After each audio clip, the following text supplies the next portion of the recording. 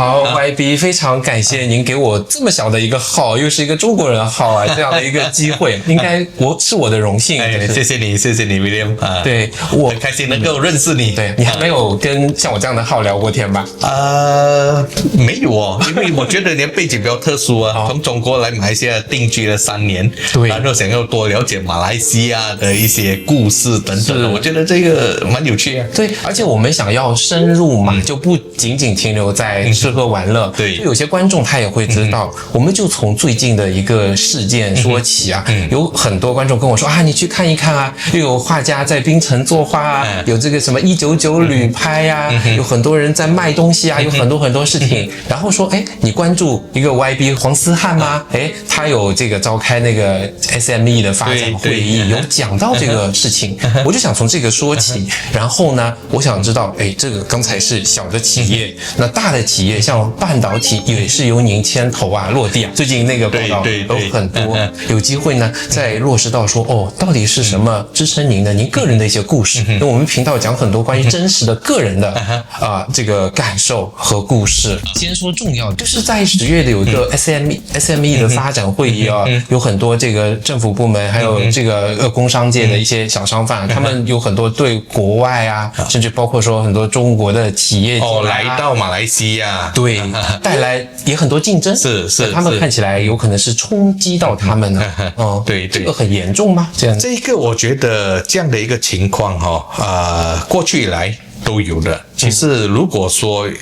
要把这一个情况把它埋怨到说只是中国的商家来马来西亚，把中国的内卷带到马来西亚，我觉得这样的说法也对中国的商家不太公平。因为一直以来这种情况都有发生了。就是在好几年前呢，其他国家的这些小商家也有来马来西亚从事不同类别的这个生意，包括来自巴基斯坦、来自印度尼西亚、来自印度等等，这些竞争都有。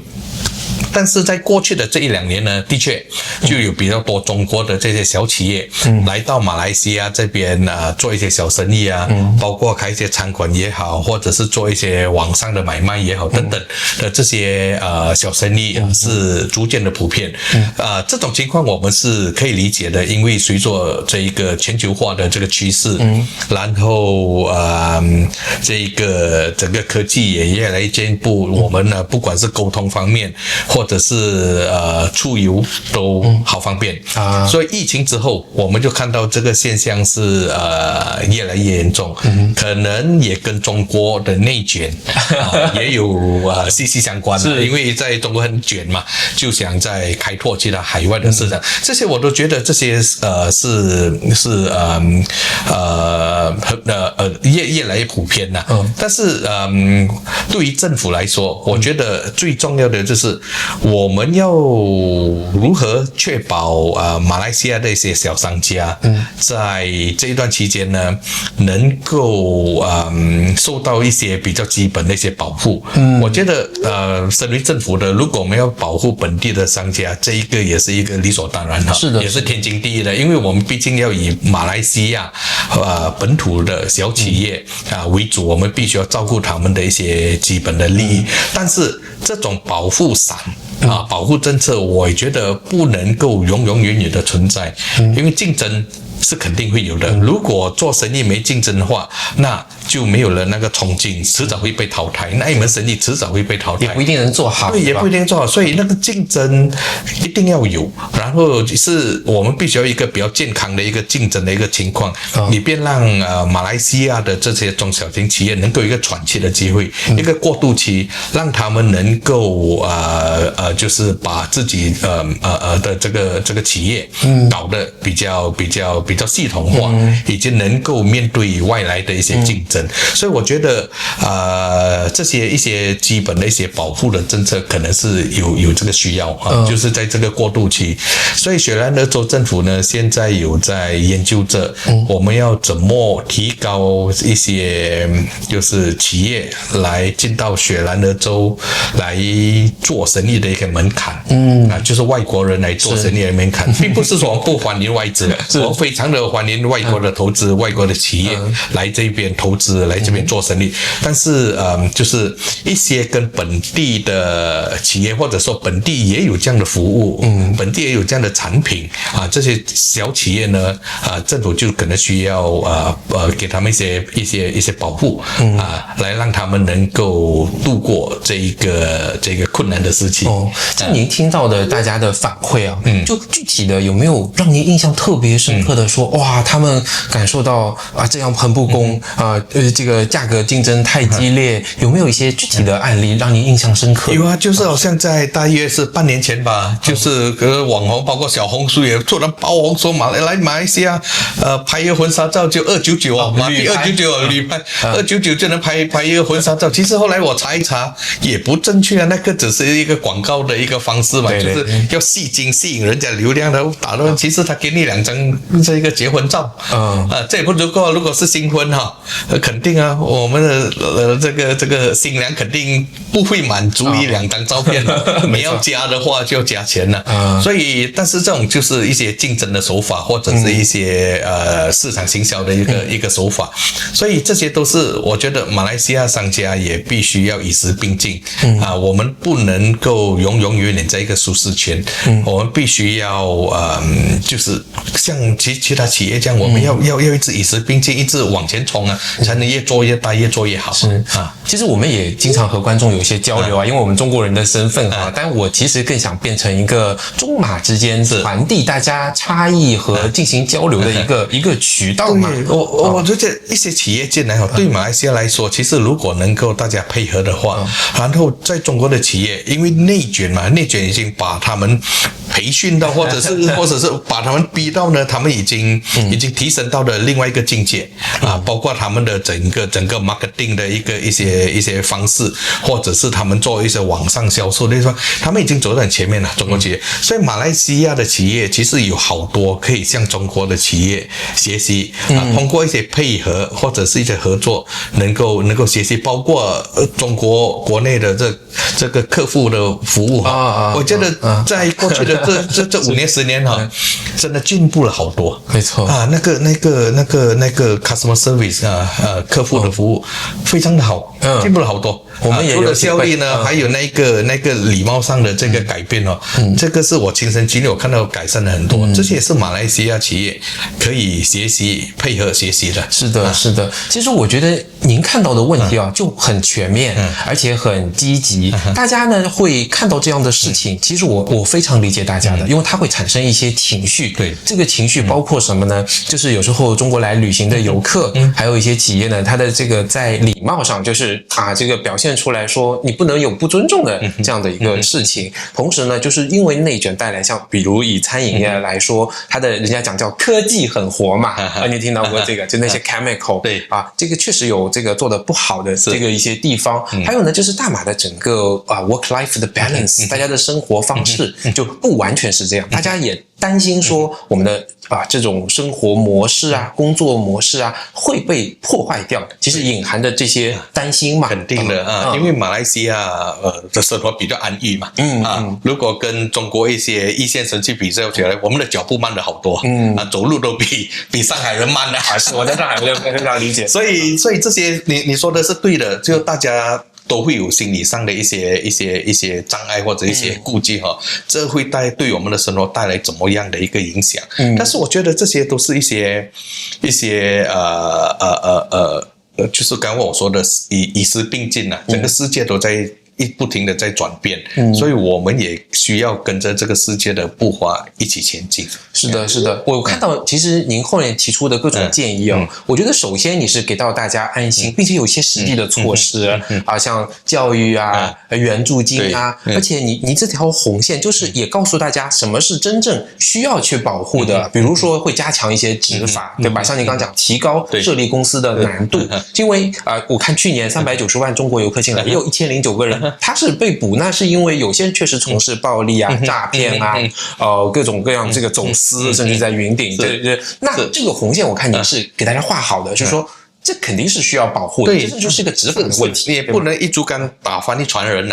肯定有好有不好。对对对，如果中国游客来到马来西亚，肯定也促进了这一边的消费，对于马来西亚的这个旅游业或者是其他相关的这行业，肯定是好啊。所以这些我觉得这个是我们必须要从多方面来看待，也不能说现在免签，90天的免签造成这样的一个情况。其实我是觉得跟免签是没关系的OK，因为你也是每30天，就是每个月需要去更新一次那个印章是，就在免签发生之前呢，其他国家已经来了，也会有这情况。我们如果去欧洲。去法国、去这个瑞士等等国家旅游，我们可以看到在那一边，埃菲尔铁塔吧，法国巴黎的，你去那边看那个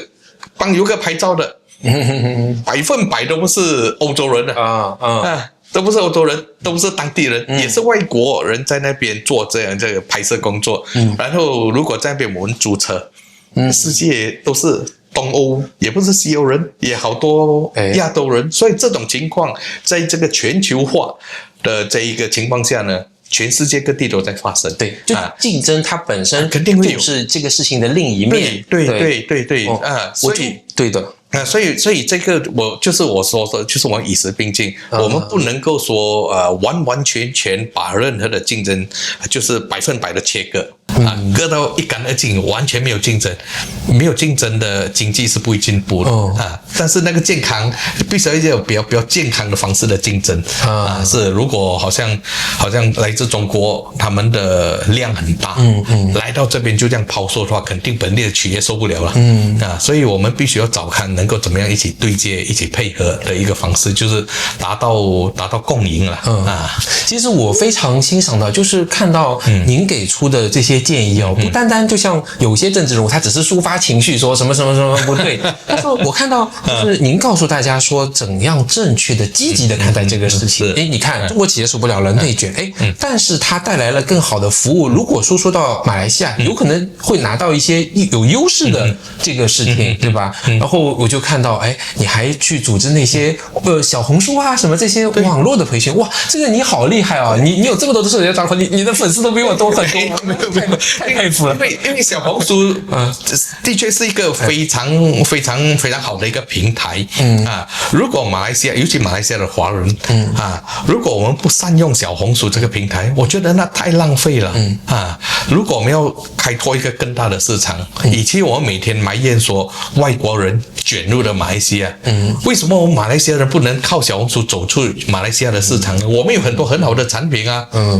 我们其实马来西亚的产品不止燕窝，不止3合1咖啡，不止榴莲还有好多好像你今天穿这件衣服，这个也是蜡染对啊，这个也是我觉得海外的华人或者是其他国家的这些这个公民也可能会喜欢这样的一个衣服因为这就是在这里的特色，只有这里能买到最 authentic。你看你是中国人，穿的都很好看是我回去大家都会说你怎么？所以这个就是我们必须要敢的对自己的产品有信心，然后通过这种科技的平台，把它带出马来西亚。人家可以卷进来，我们也可以卷出去或者不是卷出去，对吧？是一种马来西亚的 power，就是雪兰的速度，我们也可以把这些我们的好品带到国外去，通过这些科技的平台，我觉得是做得到的。我都对马来西亚人有信心，做得到的只要大家有一个平台，然后政府能够做的就是你对这个小红书不熟悉，我们就做一些培训就让大家能够熟悉这一个小红书怎么操作，所以可以通过这样的一个平台，把他们的产品销售到更远的地方我看您过去讲我觉得您做这个政治人物的方法也不一样，您也特别强调说不要只是一个政策，然后后宣讲出去就好了。我用中国的话说啊，就是他们都在强调一个词叫服务型政府，就是您会有实际的就是非常叫接地气的这个动作，我带到你，教会你，然后联动各种资源。您刚讲的这些好像还是有组织培训，真的帮助到很多人的是吗？就是走向网络，对，您是怎么做的？小红书的这培训我做了3次了。第一次的时候我可以参加吗？我们要跟你学习。第一次的时候只是尝试我们就可能开放100个名额吧，因为不敢做太大，要满。然后第二次做的时候 ，OK， 我们做大一点的话，可能就增加多1倍、2倍，也是满。那个空间都不够大，所以我在今年年初做的时候，我就想，我们就做大一点吧，就把它规模做大，就去一些5星级旅店做，因为我们要提升整个的那个数字嘛，就去那边做，然后当然由政府来补贴，所以当时我们开放名额500个。也是满了所以我也发觉到，除了个人他们很有这一个上进心之外，他们想学习之外，也有企业派了他们的员工来学习如何善用小红书这个平台，所以这些我觉得就是马来西亚人有的一个冲劲所以做政府的，如果我们能够提供这样的平台，我相信对这些小企业来说，中小型企业都应该是有帮助的。刚刚你说我一个不同的政治，我也是老百姓然后我有好多朋友，当我们听到朋友说他们面对什么问题或者是他们的想法那么就把它综合起来，然后就坐在一个角落思考看要怎么样，然后我就尽量去做我觉得这个真的很厉害。一个就是您很知道这未来的 trend 是什么，而且很时尚。就是您比我正好大一圈嘛，您是比我您第一年，我是83年出生的，我们属相是一样的。我觉得你能够还帮助大家真的把小红书这些落地，可能老百姓还是看到我在上面如果去做生意，一个人可以变成一家公司，一个人是可以更有效的赚钱，改善自己的生活的。哇，这个你作为政府可以帮助到大家，我觉得这是一个很大的一个好事我觉得这个是政府的责任吧。如果做政府我们能够帮助到大部分的人民，这一个是政府的责任我们应该做这样的一些政策。那以这样的方法，就大家改善了做生意的方式这个积极的面对竞争，您觉得我们挑战一点的问题就是会影响到大家这种原先的 work-life balance，他心理上怎样去适应这个未来的竞争？所以这些都有一个过渡期我们的任何的改变都不能够说我们期待明天就带来一个很大的效果，或者是明天就能带来一个就是一个很巨大的改变。所有的这些改变都是应该逐步的，因为我们也要知道马来西亚人的这一个或者说马来西亚的国情马来西亚是一个多元种族、多元文化、多元宗教的一个国家，所以包容性很强的一个国家。我们必须要顾及每个层面所以我觉得这个 work-life balance 这边每个族群也有他们不同的要求。所以我刚刚说到的就是好像小红书这个当然是我们华人的一个大平台，但是其他种族他们用不同平台好像马来人，我觉得他们做得很好，我也是会刷到他们主要是 TikTok 小红书在他们那边因为语言的关系可能没那么普遍。TikTok 我们是有做 TikTok 的这个培训课程所以我们必须要照顾不同层面。然后在 work-life balance 这边，当然我们的这一个硬体的发展，我觉得在吉隆坡在雪兰的一带的硬体的发展都做的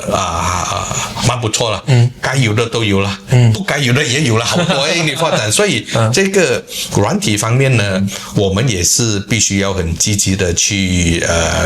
发展包括一些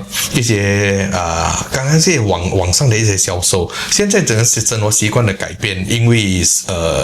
这个生活比较繁忙嘛，市区的这个城市的生活比较时间紧绷，所以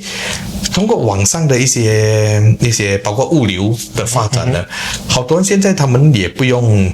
出门，他们可以买到呢，这个他们就省下的时间可以去做其他他们想要做的一些休闲的活动。所以我觉得这个全部都是你必须要一起来看我明白，我听懂您的意思，就是只要我们去鼓励啊，就是大家提升生产力啊，对朝着未来的这个科技的发展，它虽然有些地方会忙一些，但是有些地方又会省下你很多的时间，对，有更多元的这个是 balance 啊，就是我们怎么去平衡这个我们的生活。就是讲到您积极的面对就是这些竞争和鼓励有一些这个企业进来就让我想到我的老本行半导体就是我才注意到哇，这个这么多说 NSS 国家战略其实我觉得比较亮眼的就虽然各个州在做看吉达也在做，但最亮眼的除了槟城就是雪州，就是雪州，而且我觉得雪州做得对因为我自己在这个行业，我在 Fab 工作过，我在 Design House 也工作过，我就知道大麻要发展就应该去做 Design，而且是适合大麻的这些Design， 不一定要做最难的，对，但是要做适合大麻的这个产品，那就有可能会把它做出来。哇，这个我觉得您能不能再分享一下是怎么样的一个故事就是把雪兰莪就定位在设计前端其实马来西亚的这个半导体业半导体这个行业已经发展了好多年了，甚至比50年了，1972年 Intel 对到现在已经50多年了其实还比苏州来得早早比苏州比深圳还早10多20年但是如果你看马来西亚的半导体的发展和中国半导体的发展，其实现在已经差了好远了，差了很远。马来西亚在这一个封装测试就后端这一块呢做得特别的好，在世界还是属于一个领先的一个地位，做得特别的好那是在槟城那边做得很好，所以这一块呢，我觉得我们要继续的去发展，继续的去加强可能现在可以往这个先进封装那个方向去前进。是的，但是现在的整个政治的局势，还有整个地缘政治的这个改变，我觉得好多国家好多企业他们现在都最关注的就是那个生产线，还有他们的整个产业链的这个供应呢，是否是一个安全的，对有一个很安全的供应链，他们不再依赖单一的供应链所以不管是美国也好，中国也好，或是欧美国家也好，他们都需要找一条替代的这个供应链。所以我觉得马来西亚在这边我们就能够扮演这一个角色，因为马来西亚是这一个怎么说，我们的这一个走这个中间的路线外交走中间路线，我们和这一个中国的关系越来越好，和美国的关系也不差，所以我们可以成为这个东方以及西方的一个交汇点所以马来西亚有这样的一个优势呢，我们如果要继续的发展半导体，我们最弱的那一环就是产值最高的前端 design 这一部分，难道马来西亚做不到吗？当时我们都在想就是马来西亚做得到吗？其实我们跑了世界好多个国家，我们都看到好多马来西亚的这些专才都在国外发展的特别的好，是特别好他们甚至在某些领域是那个领域的这个 pioneer， 他们的这个领军人物做得非常的好，难道没有？所以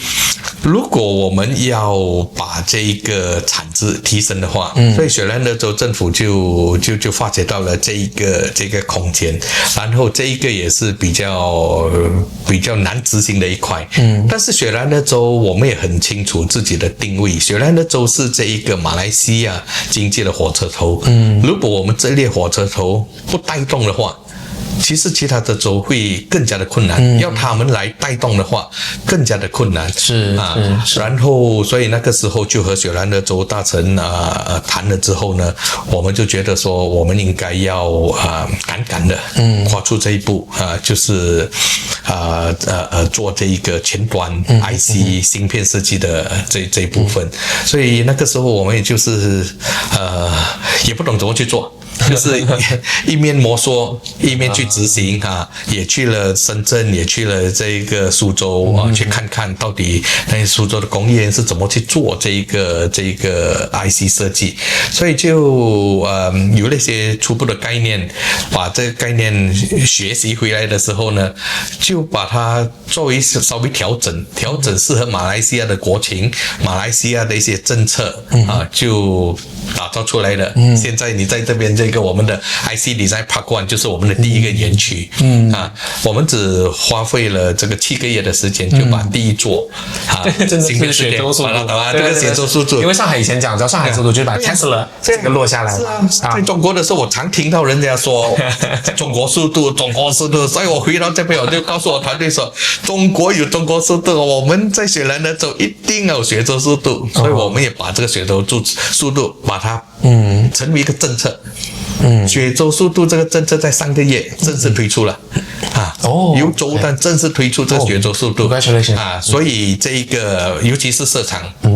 外资来设厂的话呢，之前他们可能从这个申请这个土测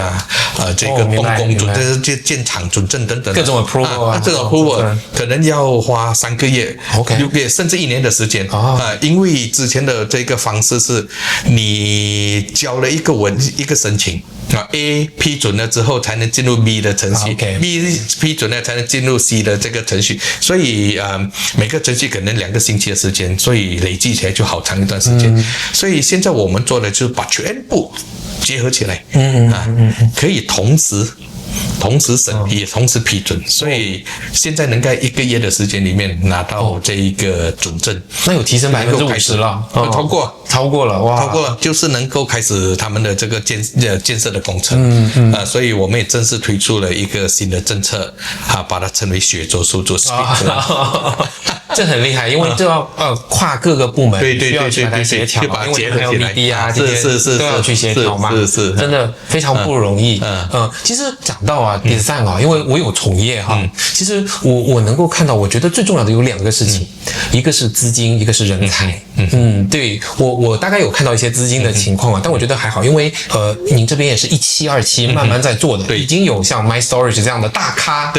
这个进来而且有企业界、政府、联邦一起来出的，我能够看到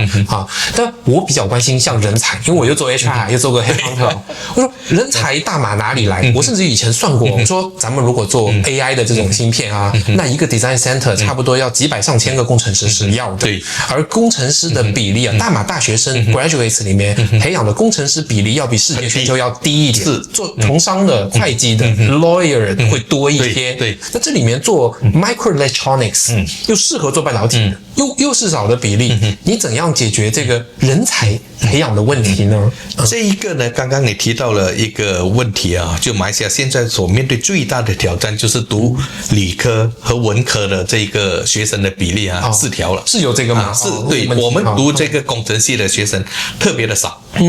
为什么有这样的一个情况发生？因为在过往好多读工程系毕业出来的工程师，他们找不到一个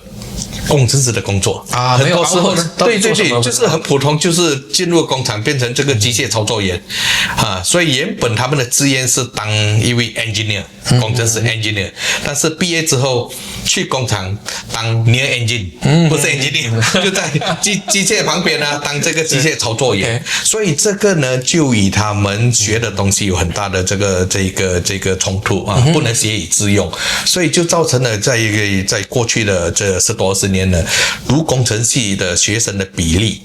是逐渐的减少，反而还在减少，在减少。所以这个是我们的挑战。但是如果说到这个半导体的人才其实不止马来西亚缺乏，全世界我觉得全世界都缺乏这人才，因为现在我们刚刚进入了这个 AI 人工智能的这一个时代，所以好多这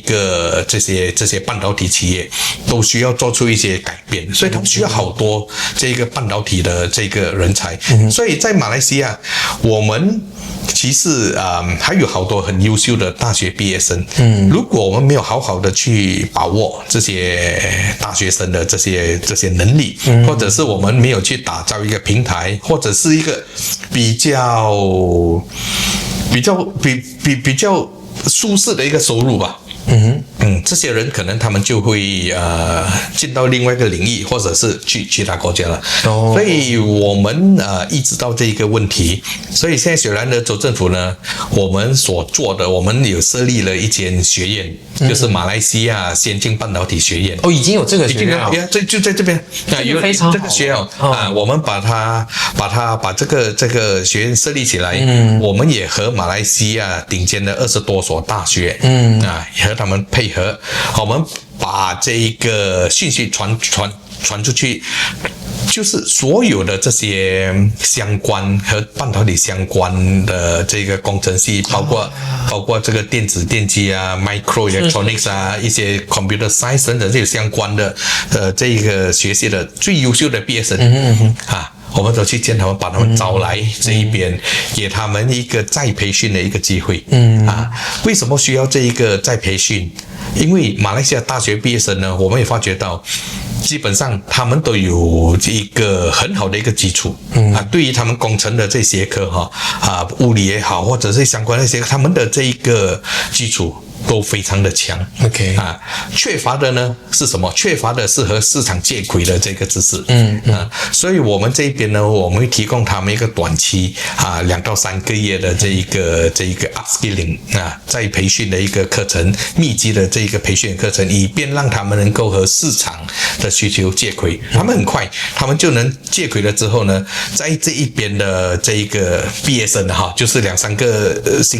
个月的这个密集课程的毕业生，100%都找得到很好的工作然后如果在我们的这个设计园区的这个 IC 设计园区的这个工作，最少都是马币5000、6000那就比一般的这个毕业生要高还要高，最少可能50%吧，好像是对，所以这一边呢，我们有设下一个比较高的这个条件就是如果你要入驻我们的这一个 IC 设计园区呢，你必须要给比较高的薪水。是我觉得你要留住人才这个我虽然跟好多国家比起来还低跟中国比起来还低的，可能一半吧，中国的一半。但是我觉得至少是一个很大的提升。我们马来西亚现在要打破的一个困境呢，就是这一个中等收入的这个瓶颈，我们必须要跨出这个瓶颈。如果要跨过的话呢，这个起薪不能够太低，我们也要给和他们符合这一个他们的知识水平、他们的能力的这个收入。如果他们现在能够拿到一个5、6千零级的这个起薪，我觉得在马来西亚给一个大学生来说还 OK 了。不是非常非常高，但是还是 OK 的，一个不错的一个起步。对然后再经过1、2年的这个工作经验，肯定能够在这个领域，在半导体领域肯定能够冲得很快。而且像有些公司还说我们未来要去做上市会给到他更大的想象力。上市之后，然后可能还有一些股权的一些好处等等所以我觉得在半导体的领域肯定给得起这样的一个薪水说实话，我以前对大马到底能不能做成半导体我有一点点观望的态度。其实到现在我们做出了第2个园区之后，还是好多马来西亚人，包括在这个半导体领域的这些业者也抱着怀疑的态度到底雪兰莪州政府在做什么？你砸了一笔钱进去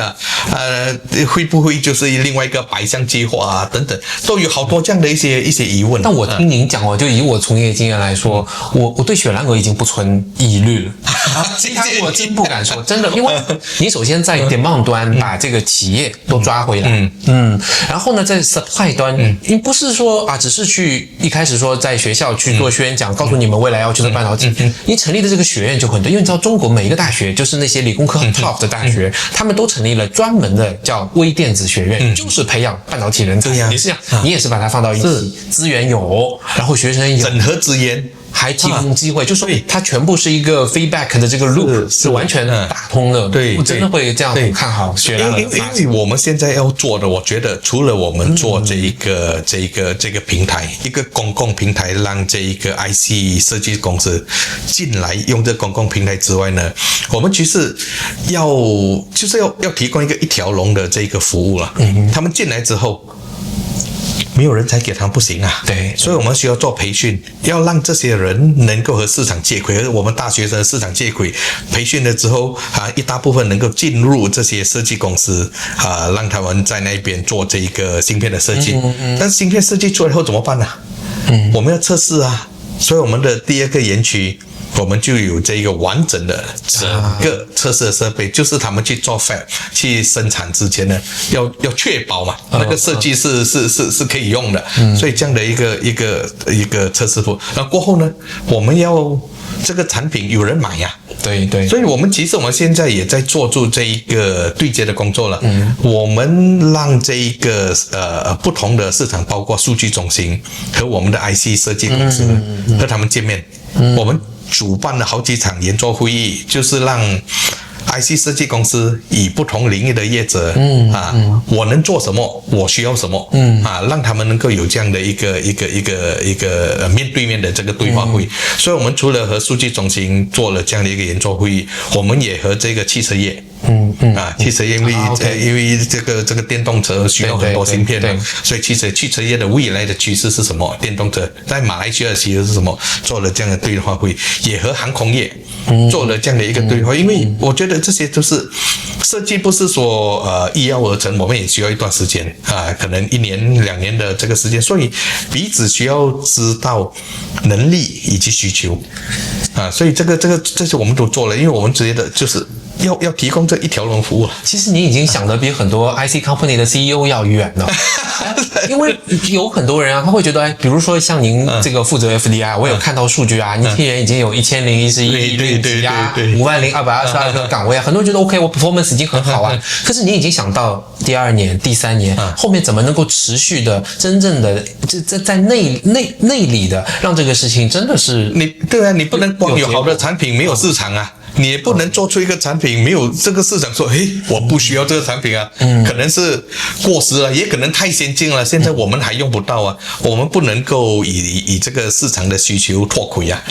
所以这些我都觉得这个是不难做了，就召开一个研究会议，把两方面的人结合在一起，让他们开始能够去交流对，其实还有外部的机会我在中国看到的是呢，虽然中国面对这个整体的政治环境嘛，那更加多的呢就是在内部比如说用自己中国的 supplier，然后去找到中国的买家，形成一个叫 China for China 的战略。不过它没有止步于此，很多中国公司呢就做得比较好，他还是希望在海外我就完全是从自己的 design，然后我去找海外的 fab test assembly house，然后再销售到整个国际的市场。也会有这种循环。当然美国公司也在做 US for US， 所以整个是 supply chain 在reshaping 的这个过程。所以刚刚我都说到了，我们政府每一个国家政府照顾当地的企业，这个是理所当然的。是就像马来西亚的政府如果要给这个马来西亚中小型企业一个基本的一个保护伞，我觉得这个也是理所当然的这个是每个国家都会做的。